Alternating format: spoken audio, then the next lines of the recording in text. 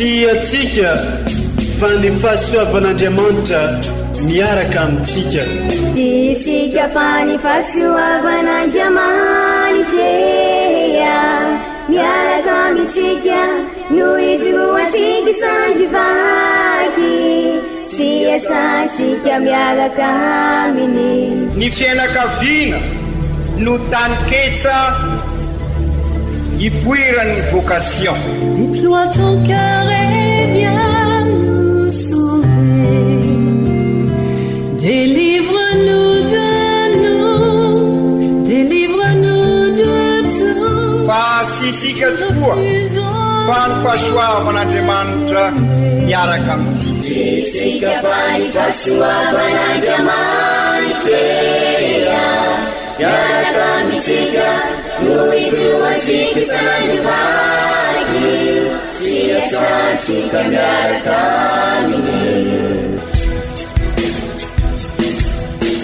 Fa olo raika atokotran'isika ao aminy, fianakaviana iray ao aminy, tsy misy hevitrevitra. Ny olo no mampizara indraindray fa Andriamanitra i Jesoa lay mpiandrony tsara ran'olotra ny aina olo raika. Ary ao amin'ny fiangonana, ao amin'ny eglizy dia sambatra antsika mahasapa an'izay.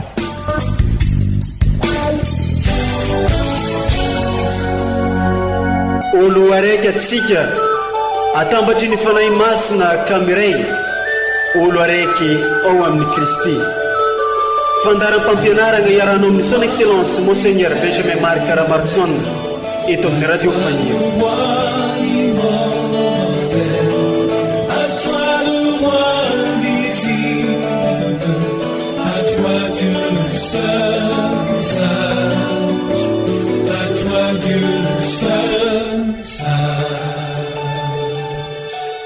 Manolotro fiarabagna sy firariantsoa ho antsika jiaby izay mitandregny sy magnaraka trany ireo fandarana maro samihafa eto amin'ity radiontsika Faniry Maria ity amin'izao fotoana zao naizanaiza ny toerana misy antsika tsirairay avy. Mitoy hatramin'ny fagnarantsika sy ny fandalinantsika ny tantaram-pamonjenantsika amin'ny alalan'ireo vaky teny masina izay omeny eglizantsika ho sakafo mpagnaintsika indrindrandrindra amin'izao vanim-potoanany karemy izao. Andre i Kristy tenin'Andriamanitra atsika amin'ity alahady ny Sampakazo izay mampiditra atsika amin'ny herinandro lehibe dia ny herinandro masina. Hoenontsika sy raisintsika ampilona sy ampitiavana ary ireo vaky teny masina omeny eglizantsika amin'ity alahady ny Sampakazo 2024 ity sy ny fampianarana Ray aman-drenitsika dia Monseigneur Archevêque Benjamin Marc Caramarson.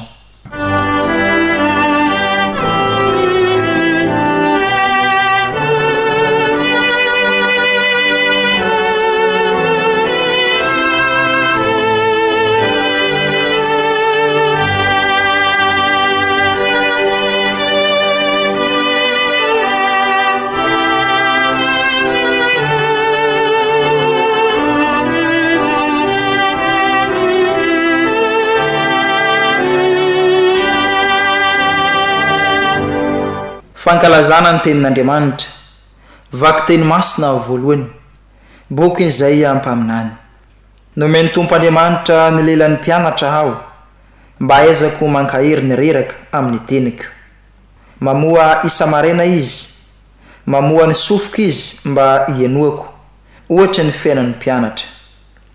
Nosokafan'ny Tompo Andriamanitra ny sofoka ary tsy mba nanohitra aho na niemotra akory.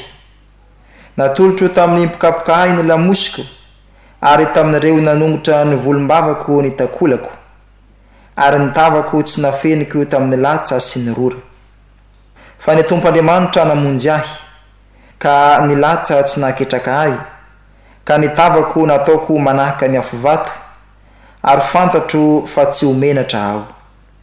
Izany ary ny tenin'ny Tompo isaorana ny Andriamanitra.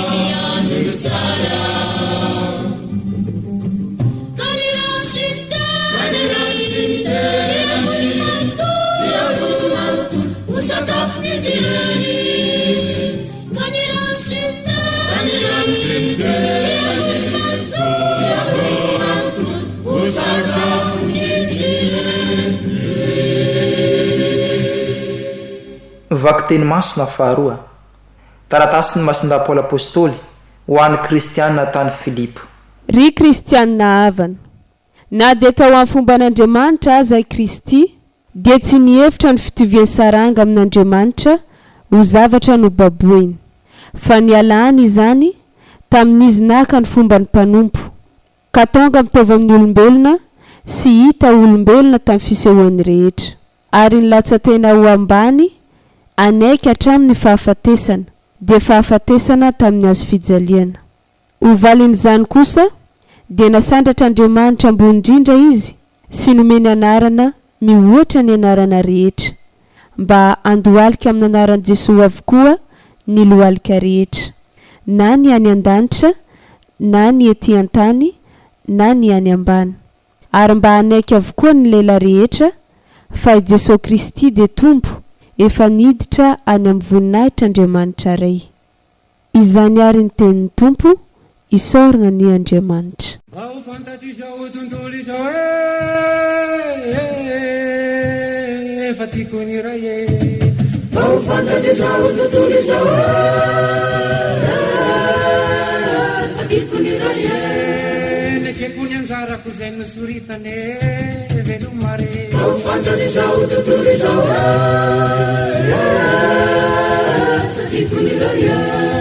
Tanteraka ny asa napetrany tamako velomaro fantatizao tontolo izao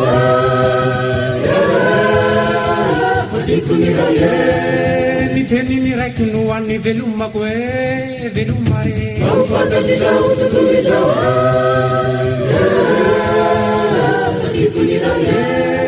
navela ni eloko rehefa avaloko velomaro fantatry zao tontolo izao fatipony iray ny haiko natolotro fara fitiavane velomare fantatry zao tontolo izao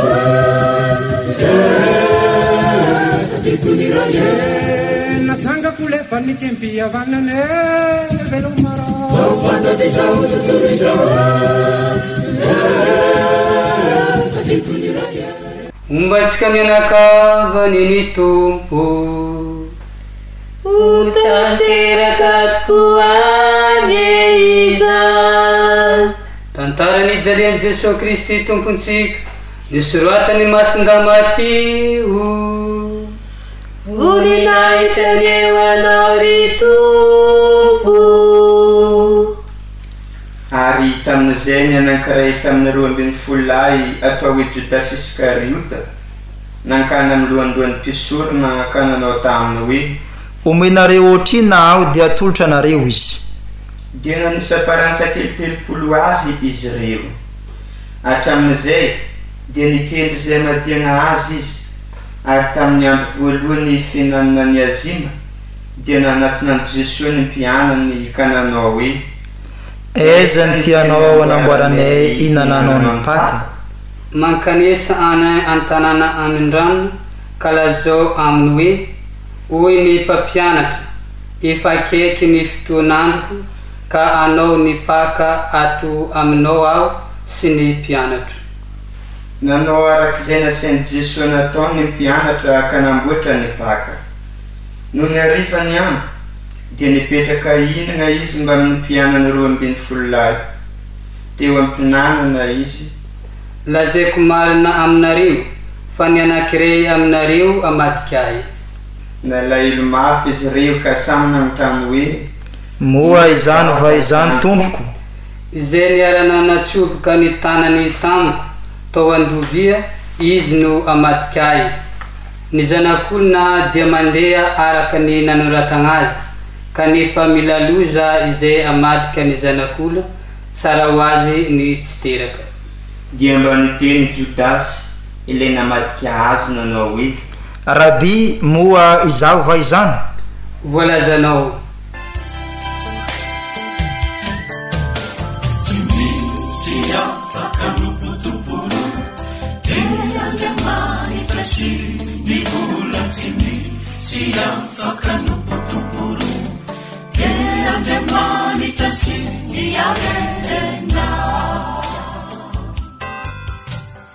mbola teo ampihinanana dia nandray mofo Jesosy nisaotra sy nizarazara azy ary nanome azy ny mpianany reso ary hoany fa vatako ity rehefa izany dia nandray ny kalisy izy ary rehefa nisaotra dia nanome azy ireo isotronareo rehetra ity farako dia ny raha ny fanekena vaovao izay alatsaka ho an'ny be sy ny maro ho famelana ny fahotana lazaiko aminareo fa tsy isotro amin'ny tony vokitra ny voaloboka itony intsony aho ambara-piaviany izay andro iarako misotro aminareo ny vaovao indray ana amin'ny fanjakan'ny raiko ary rehefa nanao ira fisaorana izy ireo dia lasa nankana mitondrom-bohitra oliva dia ho tafintohina noho ny amiko ianareo rehetra anio alina fa efa voasoritra hoe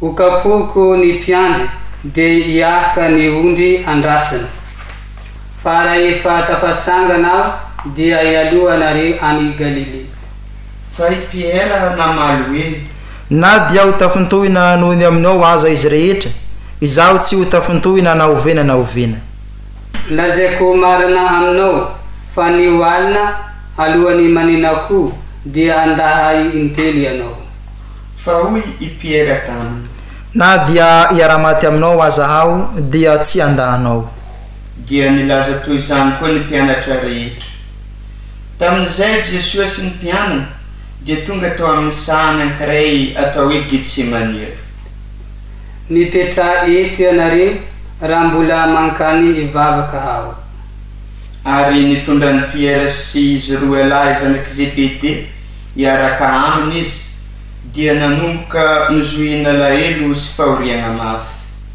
Ory ny fanambo ka ila afaty ahy mijanona eto miaraha miaritory amiko.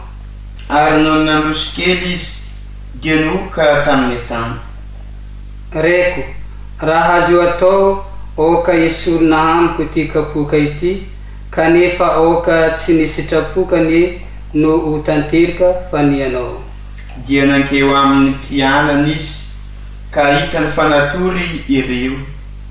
Ay, ianareo tsy nazaka ny miara-miaritory amiko orairay akory, miambena sy mivavah mba tsy ho latsaka amin'ny fakampanahy ianareo. Marisika ihany ny fanahy fa ny nofo no osa. Dia nandeha fanoloany izy ka nivavaka. Reko, raha tsy azo esorina ity kapoka ity fa tsy maintsy hosotroko dia oka ho tanteraka ny sitraponao. Ary niverina izy ka nahita azy natory fa efa navesatra ny maso dia nilaozan'ireo ka nandeha indray izy nivavaka fanotelo ary ny teniny teo no naverina. Izay vao nankeo amin'ny mpianany izy.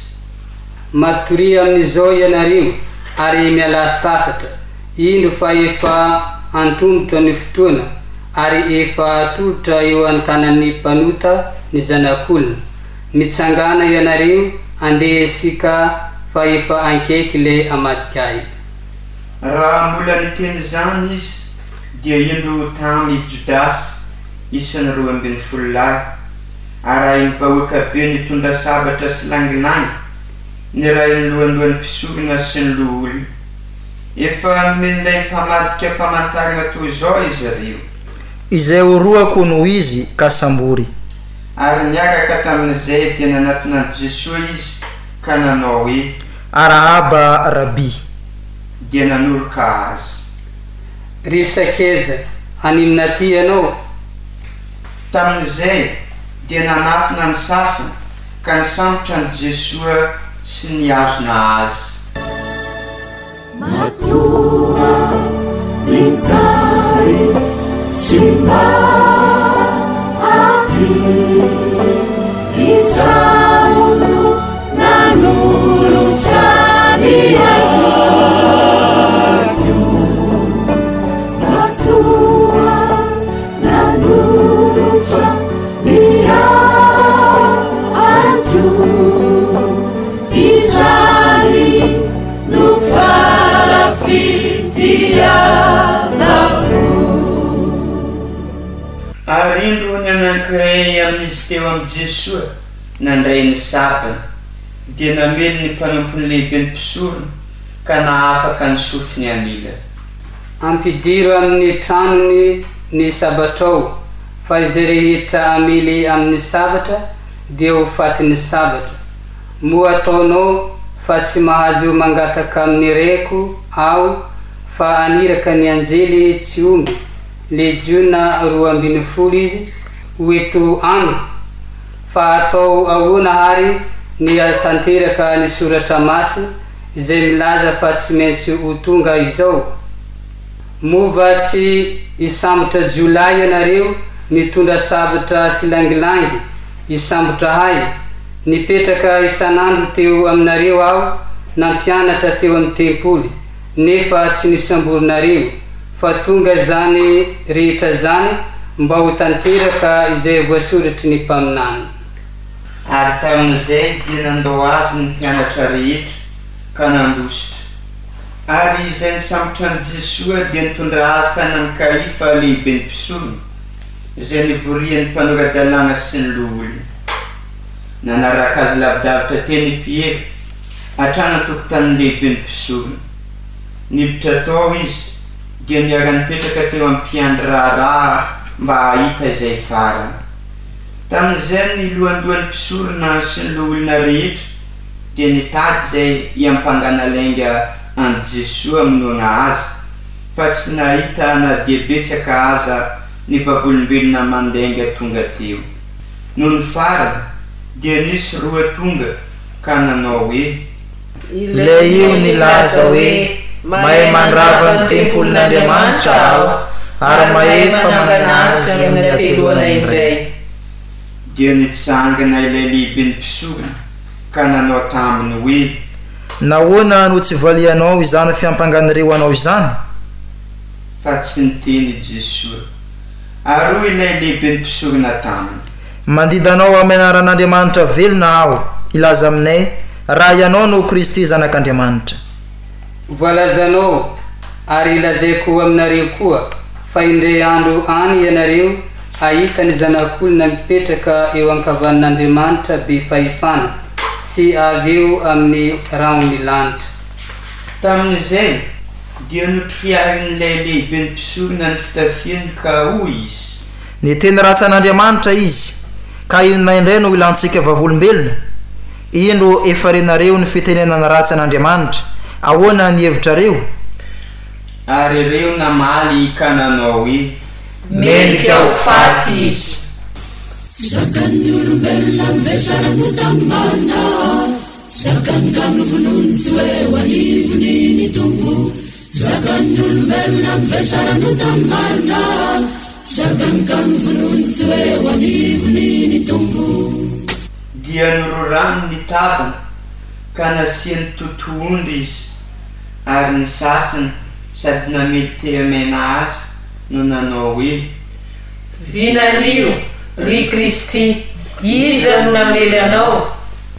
Tamin'izany Piera nipetraka teo alatrano, ary nisy ankizivavy anankiray nanatona azy ka nanao taminy hoe: ianao koa naman'i Jesoa Galileana. Fa nolaviny teo agnatrian'izy rehetra izany ka hoy izy: tsy fantatro izay lazainao. Dia nankeo ambavahady izy ndeha hitsoaka, fa hitany ankizivavy anankiray hafa koa ka nilazainy tamin'ny olona teo hoe: ity koa naman'i Jesoa Nazareana. Fa nandafanyroany indray izy sady nianiana nanao hoe: tsy fantatro izany lehilahy izany. No ny afaka kelikely dia noaton'ny olona teo i Piera ka nilazany hoe: marina tokoa raha tsy namany ianao, fa na dia ny fitenao aza dia ampy ahalalana izany.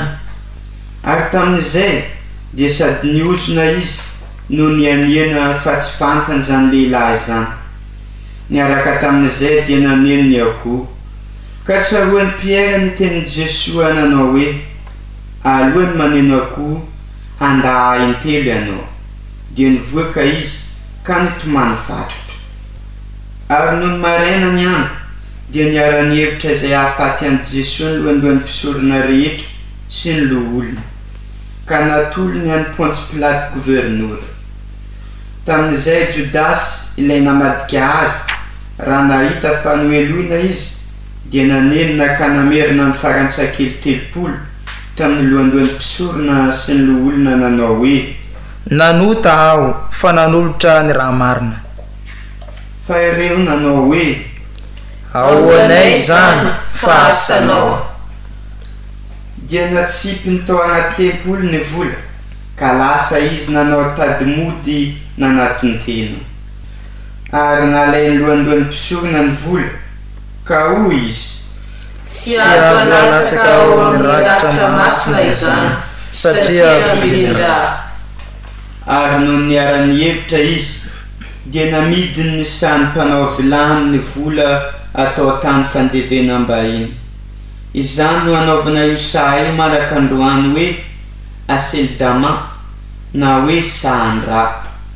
Ary tanteraka tamin'izay ny tenin'i Jeremia mpaminany nanao hoe: dia nalainy ny vola 30 vidin'ilay notombanany zanak'Israely, ka nomeny amidiny sany mpanefy vilany araka ny nandidian'ny tompo azy.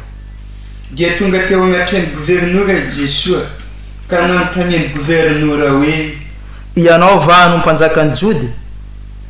Voalazanao. Fa ny fiampangany lohan'ny mpisorona sy ny loholona azy no tsy nivaliany kely akory, ka hoy Pilaty taminy: tsy renao va izany zavatra maro iampangananao izany? Fa tsy namaly izy na dia indray mbava azy. ka gagadia gaga ny gouvernoura ary isaky ny fetin'ny paka dia fanao ny gouvernoura ny mandefa mpifaritra anankiray tiany vahoaka ary tamin'izay dia nisy mpifaritra anankiray malaza atao hoe Barabas ka raha efa nivory ny vahoaka dia hoy Pilaty taminy iza no tianareo alefako ho anareo i Barabas sa i Jesoa izay atao hoe Kristy satria fantany fialonana no nanoloran'izy ireo any Jesoa ary raha nipetraka teo amin'ny fitsarana izy dia nampaneraka taminy ny vadiny nilaza hoe aza manao na inona amin'io lehilahy marina io ianao fa nampahory ahy be ihany izay nanofisako azy alina izay tamin'izay ny lohandohan'ny mpisorona sy ny loholona nahatarika ny vahoaka angataka ny Barabas sy ampamona ny Jesoa dia niteny indray ny gouvernoura nanao hoe iza no tianareo alefako ho anareo amin'izy roa lahy dia hoy izy ireo i Barabas ary hoy Pilaty taminy ahoana kosa ary no ataoko amin'ny Jesoa izay atao hoe Kristy hoy indray izy rehetra oka ho fantsina amin'ny azo fijaliana izy hoy ny gouvernoura fa inona ary ny ratsy nataony dia vao mainka niorakoraka ny vahoaka nanao hoe fantsiho amin'ny azo fijaliana izy no ny hitany Pilaty fa tsy naomby izy fa vao mainka nitombo aza ny tabataba dia nampakarano izy ka nanasa tanana teo anatrehan'ny vahoaka ary nanao hoe afatsiny amin'ny rahan'io lehilahy marina io aho fa rahanareo dia namaly ny vahoaka rehetra nanao hoe oka ho aminay sy ny zanakay ny rano tamin'izay dia nalefa ny Barabas ary Jesoa no nefa nasainy nokapoiny dia natolona azy ho fantsiana amin'ny azo fijaliana Zakan'ny olombelona mivesarany tamin'ny marina zakan'ny ganovonoiny tsy hoe ho anivony ny tombo zakan'ny olombelona mivesarany tamin'ny marina zakan'ny ganovonoiny tsy hoe ho anivony ny tombo tamin'izay dia nentiny miaramila ny gouvernoura ho any amin'ny toerana fitsarana i Jesoa sady novoriny anodidina azy ny miaramila naminy dia nendahiny ny fitafiany dia nampitafiany lambajaky izy ary nandrandra feloatsily izy ireo dia nasakiny ny lohany sady nampitanany volotara ny tagnany ankavanana rehefa izany dia nandohalika ankila teo anatrehan'izy ary naneso azy hoe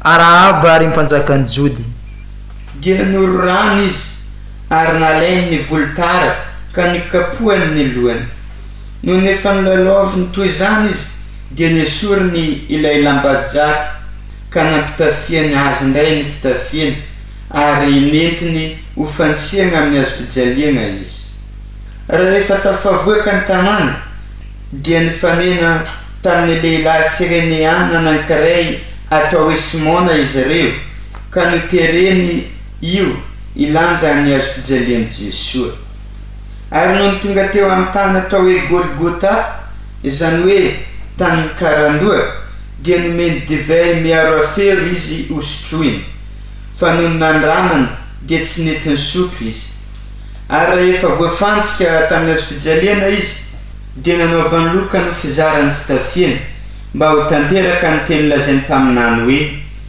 nozarainy ny fitafiako ary nilokany ny akanjoko dia nipetraka ny ambina azy izy ireo teo ambonin'ny lohany dia nasiany soratra milaza ny nanameloana azy manao hoe ity no Jesoa mpanjakany Jody nisy jiolahy roa niara-ny fantsiana taminy tamin'ny azo fijaliana ny anankiray teo ankavanana ary ny anankiray teo ankaviana ary zay nandalo dia niifikifidoa nanevateva azy nanao hoe ialahy ilay andava ny tempolin'Andriamanitra sy manangana azy anatin'ny ateloana ity vonjeo ilay ity ny tena ialahy raha zanak'Andriamanitra ialahy mialahy amin'ny azo fijaliana ny lohandohan'ny mpisorona sy ny mpanoradalàna ary ny loholona dia naneso azy koa nanao hoe ny sasany no vonjeny fa ny tenany kosa tsy hainy vonjeny.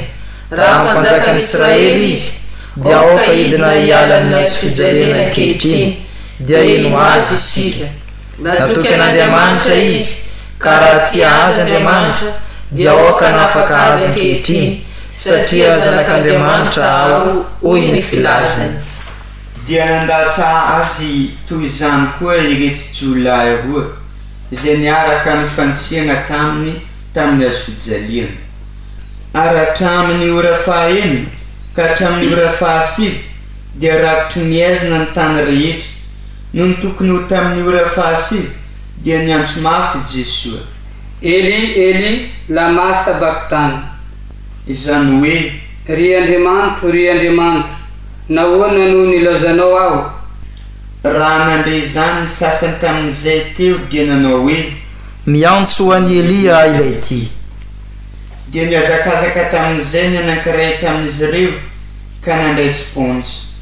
No novontosany vinaingitra dia notoizy ny volotara ka natohony azy ho tsentsefiny. Fa ny sasany nanao hoe oka hoe hozahantsika raha ho avy anafaka azy Elia. Ary niantso tamin'ny feo mahery indray Jesosy dia niala aina. Ary indro fa nisasaka roa hatrany ambony ka hatrany ambany ny efitra lamba teo amin'ny tempoly.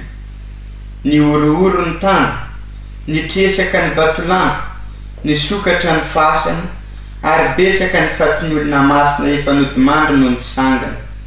Ka noho efa nitsangako velona Jesosy dia nivoaka tamin'ny fasana izy ireo ka niakatra tanana masina ary niseho tamin'ny maro. Ilay kapiteny sy ny feny niambina an Jesosy kosa no nahita ny ororon-tany mba amin'ny zavatra rehetra tonga teo dia raiky tahotra mafy ka nanao hoe tena zanak'Andriamanitra tokoa io lehilahy. Nisy vehivavy maromaro koa nitazana teny lavidavitra teny dia ireo zay nanaraka an Jesosy sy nanompo azy hatrany Galilea. Anisan'ireo Maria Madeleine sy Maria reniny Jakoba sy Joseph ary ny reniny zanaky Zebedy. Ao fantatry izao tontolo izao efa tiako ny iray ao fantatry izao tontolo izao efa tiako ny iray nekeko ny anjarako zay nosoritany velomare ao fantatry izao tontolo izao efa tiako ny iray izany ary ny teniny Tompo derany ho anao ry Kristy.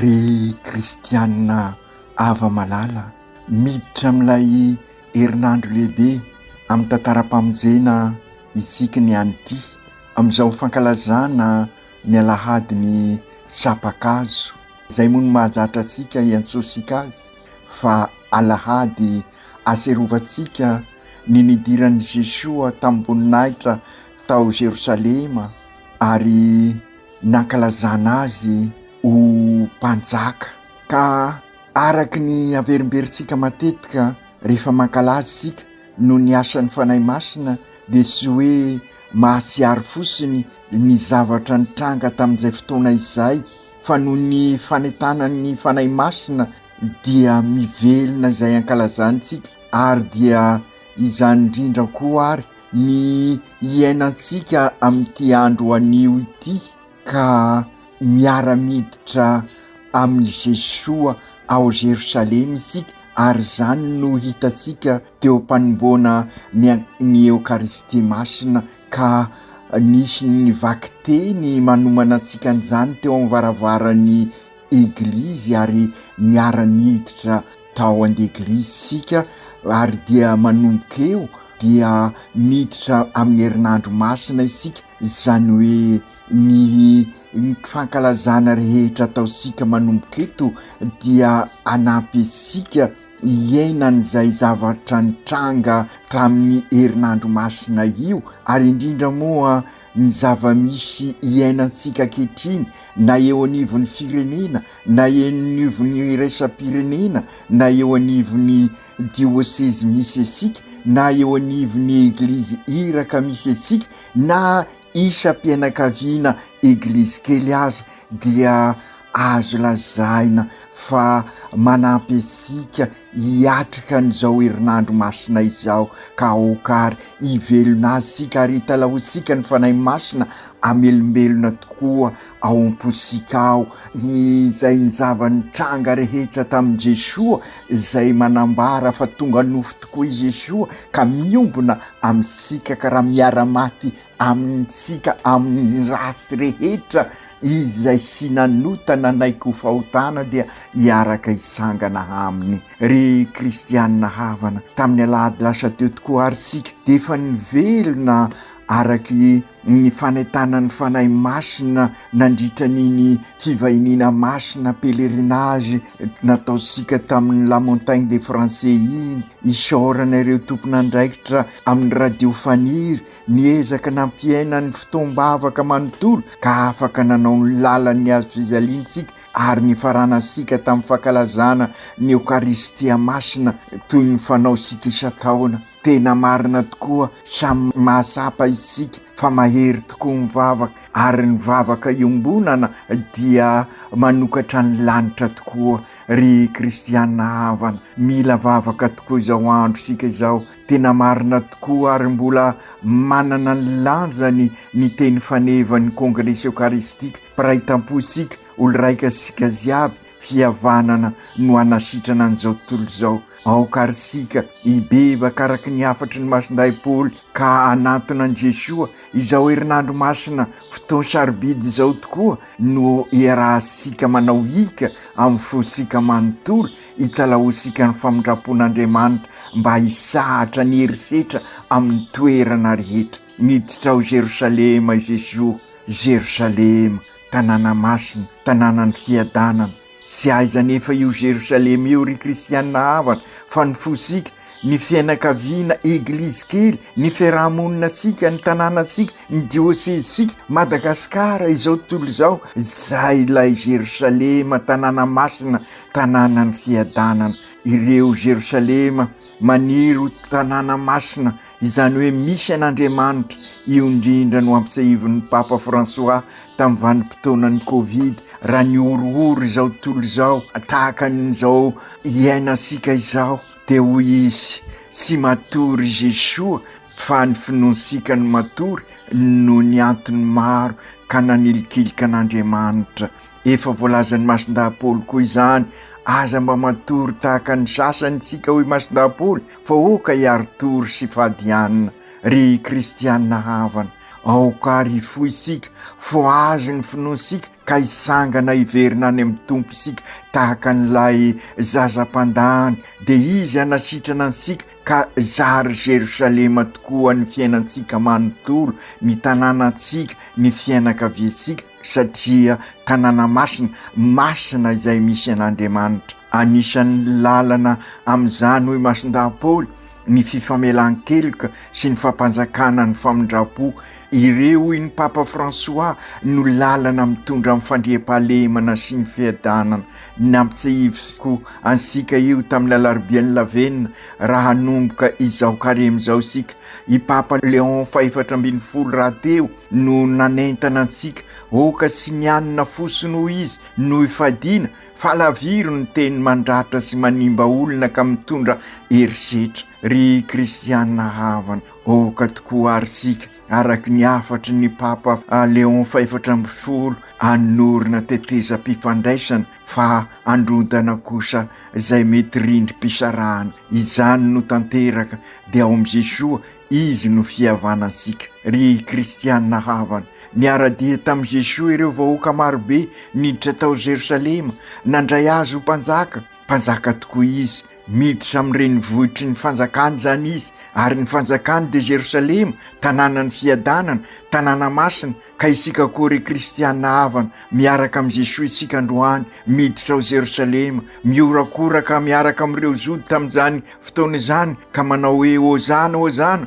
rehefa mahomby ny asa tanteraha isika de sy misahatra isika ny mioby fantaro koa anefa ry kristianina havana fa io ny tena zava-dehibe sy fototry ny fampianarana tiany eglizy ho sainisaingy isika androany de sinona fa raha i Jesoa niditra tao Jerosalema de midika ihany koa fa miditra amin'ny famonjenantsika izy manomboka amin'izao ny fankalazana ny fidiran'ny tao Jerosalema zao ny herinandro masina ka miaraka amin'isika amakivaky ity herinandro ity eo no sika sara ary ireo tenin'Andriamanitra vakina amintsika mandritra izao herinandro masina izao mba ho tonga nofo ao am-posika ny famonjena nentin'i Jesoa zay miditra ao Jerosalema ankehitriny ka raha miara-maty aminy tokoa isika amin'ny fahotana de hiara isangana aminy ka raha misy ary firarisoa amin'izao fanomboan'ny herinandro masina amin'izao fankalazana ny sampankazo zao ry kristianina de aokary hiara hiditra amin'i Jesoa tokoa isika amin'izao herinandro masina izao ka ho fianakaviam-be n'Andriamanitra olo raika sika ziaby ka eo anivosika tokoa i Jesoa ny fidiran'i Jesoa ao Jerosalema dia maneho tokoa fa sy Andriamanitra lavitra no Andriamanitsika azany hoe Andriamanitra miditra tanteraka amin'ny fiainansika satria lay Jerosalema tanàna masina tanàna ny fiadanana zay idirany dia sy aiza sy hinona fa ny fiainansika io ka raha izy avelasika hiditra amin'ny fiainansika dia miditra miaraka aminy koa ny famonjena ary izay ny vavaka ataotsika amin'izao herinandro masina izao mba ho tafiditra tokoa amin'ny fiainansika i Jesoa ka izy zay sy nanota ny baby ny fahotansika mba hanafaka asika amin'ny fahotana anatanteraka izany iraka izany no ambaran'izao herinandro masina lehibe herinandro lehibe izao raha manaiky ny ara-miditra aminy koa arysika de izy no anapotika ireo fahotana zay mikiky ny fiainansika mikiky an'izao tontolo zao mikiky an'ity firenensika ity mikiky ny eglizy ka mahatonga an'ireny korontana adiady herisetra ka raha avelasika ao am-posika anjaka ao am-posika lay mpanjaka ny mpanjaka zay obisika amin'izao fidirany ao Jerosalema zao dia anjaka tokoa ny fiadanana lasa mifanipaka toy ny valalakarona isika ka mifanapotika raha sy izy ny manjaka ao am-posika ka izay indrindra ry kristianina hava malala ny antony nidirany Jesoa amin'ny fiainantsika ao Jerosalema tanàna masina tanàna ny fiadanana zay lazaisika fa nifosika io tanàna masina io de sy hinona ny tanjony zay rehetra izay ny tanjona ny izy nifansika teo amin'ny azo fizaliana izy zay sy nanota dia napotika an'ireny fahotana mikiky ny fiainansika ireny izy zay sy mpanota dia nanaiko fahotana mba hanafaka ansika amin'izay fahotana izay ka zary tonga fihavanasika izy ka vokatra n'izay fihavanana izay dia vaovao ny fifandraisana na amin'ny zavaboary na amintsika samitsika eo anivon'ny fiarahamonina na amin'Andriamanitra ry kristianina havana midikan'izao fankalazana tanterahisika amin'izao sampankazo izao de manambara fa entan'ny finoana tokoa isika ka i Jesoa lay hiditra ao Jerosalema de miditra eo amin'ny fiainansika ary ny zany no irisika ho tanteraka amin'izao herinandro masina izao ka amin'izay izao fotoana sarotra enasika izao dia ova fiadanana ao am' Jesoa i Jesoa mpiarabelona amintsika no anapotika n'izay rasy rehetra ka nangana antsika amin'ny tsara ary ny tsara no mahatonga asika ho anisan'ny fianakaviam-ben'Andriamanitra ary zay no ankalazasika ny batemy amin'ny andro ankalazasika ny Jesoa ny sangako velona miarabelona amintsika tokoa i Jesoa miara-miaina amintsika izy miara-dalana amintsika izy ka mirosotranotsika amin'izao fidiratsika amin'ny herinandro masina izao mahere zary kristianina havana amafiso ny finoansika izany raha teo ry kristianina havana no ambarany tenin'Andriamanitra amintsika amin'izao alahady ny SAMPANKAZO zao manomboka tamin'ilay evanjely nivakisika teo amin'ny varavaran'ny eglizy ary eo ihany koa nivaky teny voalohany dia ny bokin'i Isaia mpaminany izay manambara fa Jesoa dia sy lavitra sika fa nandray ny rofosika rehetra izy satria hoy Isaia mpaminany sy nafeniko tamin'ireo nandasa ay ny tavako ary fantako fa sy homenatra aho ny Andriamanitsika dia Andriamanitra nandray ny rofosika rehetra zay rehetra farany mahamenatra indrindra dia ny fahotana mianjahanja avy amin'ireny ireny sarotra ireny no nekeny Jesoa ka avy amin'ireny no mipirany fahomezena eo amin'ny fiainansika fampianarana velona ho ansika zany ka aza matahotra isika miatrika ireny adi-piainana sy ny fanapotena isan-karazany ireny ary zay no nahatonga asika melohan'izao alahady ny SAMPANKAZO zao nanao ny fivahinina masina teny amin'ny la montagne ry kristianina havana ka isika ho vavolombelona sy avozy sy homenatra anambara mandrakariva ny finoansika ry kristianina hava malala nanamafy izany rehetra zany koa i masinda Paoly ao mivaky teny faharoa taratasy ho an'ny Filipianina ka ambarany mazava ary zary tonikira aza fa i Jesoa dia nilasaka farany ambany mba handray asika rehetra ary hampiakatra asika ho eo amin'ny fiainana sarasara koa dia sinona fa ny hahatonga asika ho zanak'Andriamanitra hoy indrindra i masinda Paoly manana ny toetra mahandriamanitra azy tokoa i Jesoa nefa sy noheveriny ho izay no zava-dehibe fa ny elany zany ka naka ny fomba ny mpanompo izy mba hanandratra asika ho zanak'Andriamanitra zay ny famonjena ary zay ny idiratsika amin'izao herinandro lehibe izao i Jesoa zay sy nanota nanaiko fahotana mba anandratra asika ho zanak'Andriamanitra ka tonga fianakaviam-ben'Andriamanitra isika izany tokoa ny lalana sy mainsy izorasika zay ambarany fidirasika amin'izao herinandro masina izao ry kristianina havana aokary rehefa fantatra asika ny lalana ny joran'i Jesoa aoka isika anaka azy ka manana fanatretena manaiko mpanompo Jesoa ka aoka isika koa anaiko mpanompo anasoany hafa ary dia zay ny famonjena ho asika ary dia ho fiadanana tokoa ny fiainantsika ny anasoany hafa tokoa no antom-piainana maha-kristianina asika ry kristianina hava ny evanjely androany dia lava be satria vakina daholo ny tantarany fizaliany Jesoa ny antony dia satria io no fototra sy loharano ny famonjenantsika ka tian'ireo mpanoratra ny evanjely ho sapasika hatramin'ny antsipiriany ary mino azao fa mbola misy voalazan'izy ireo fa ireo voalaza ireo dia fa manampy isika hiditra amin'izay famonjenantsika izay ka okary anana ny toe-panahany Jesoa isika dia ny fanompona ka lay i Jesoa nidina amin'ny farany ambany igny koa dia mba hoy isika koa anaiky ho mpanompo hitasika raha iverenana kely ary ny evanjely maro ny zavatra azo lazaina fa tiako isotonana ny saitsika ireo sokazin'olona marobe ny aina sy ny atrika an'io fizaliana io ka tiako no mametraka ny fanontaniana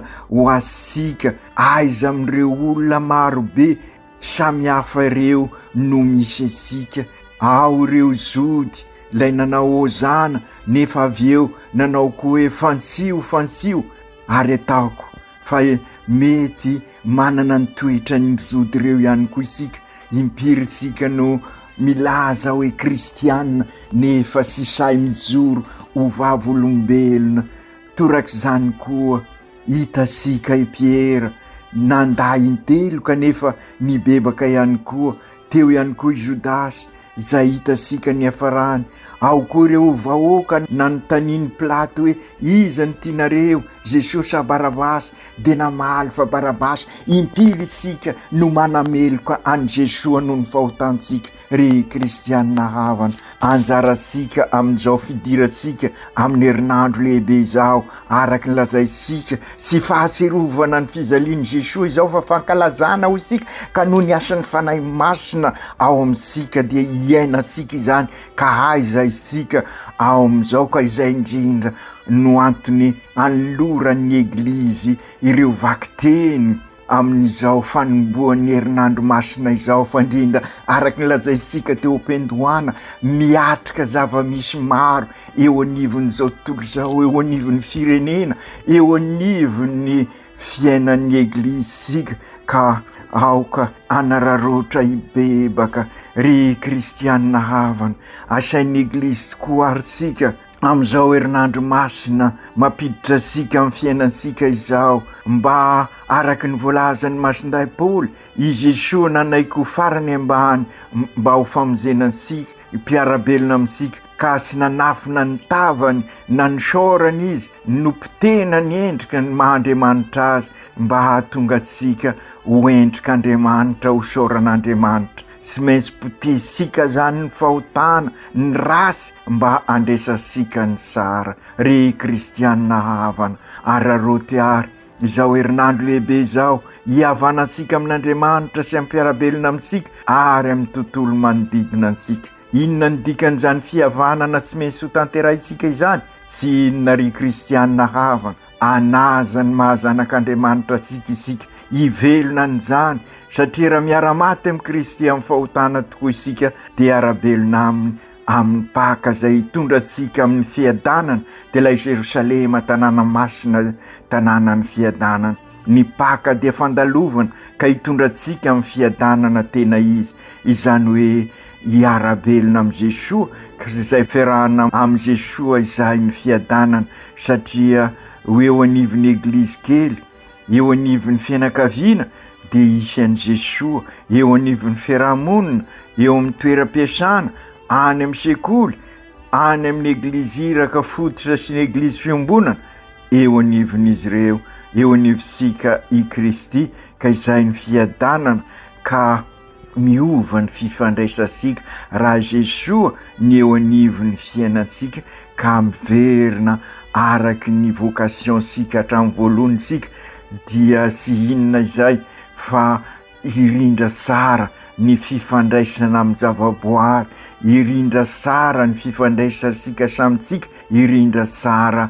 ny fifandraisasika amin'ireo manodidina sika. Ry kristianina havana, enganisy hiova hevitra isika ziaby ka hiara hiditra amin'ny Jesosy ao Jerosalema mba hiara hisangana aminy ka ho Jerosalema vaovao no iainansika amin'ny paka izay ny dikan'ny batemy ka ny fanavozasika ny toky tamin'ny batemy dia mamineo an'izay fiainam-baovao hidirasika izay ka izay koa nioriana amintsika ziaby ary indrindra ireo miomana andray ny batemy. Masin'ny Maria reny tantano ary zay hiaradia amin'i Jesosy hatrany amin'ny Kalvery hifikitra aminy fa izany ny famonjena.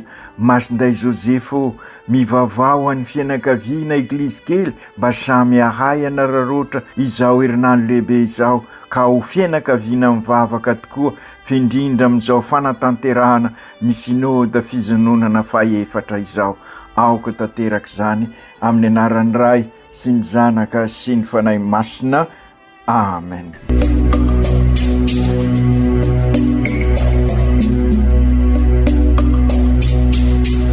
tsy atsika fa ny fahasoavan'Andriamanitra miaraka amintsika. Isika fa ny fahasoavan'Andriamanitra miaraka amintsika noho izoroantsika sandrivaky sy asantsika miaraka aminy. Ny fianakaviana no tany-ketsa ipoiran'ny vocation. Déploie ton cœur et viens nous sauver. Délivre-nous de nous, délivre-nous de tout. Fa sisika tokoa fa ny fahasoavan'Andriamanitra miaraka amintsika. Sisika fa ny fahasoavan'Andriamanitra miaraka amintsika noho izoroantsika sandrivaky sy asantsika miaraka aminy. Fa olo raika atokotran'isika ao aminy, fianakaviana iray ao aminy, tsy misy hevitrevitra. Ny olo no mampizara indraindray fa Andriamanitra i Jesoa lay mpiandrony tsara ranolotra ny aina olo raika, ary ao amin'ny fiangonana ao amin'ny eglizy dia sambatra antsika mahasapan'izay.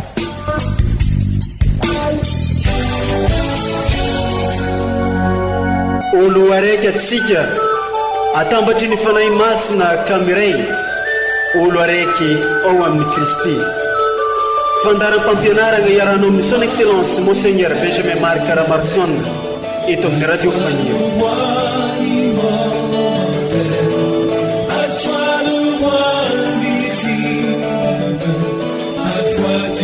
Sun.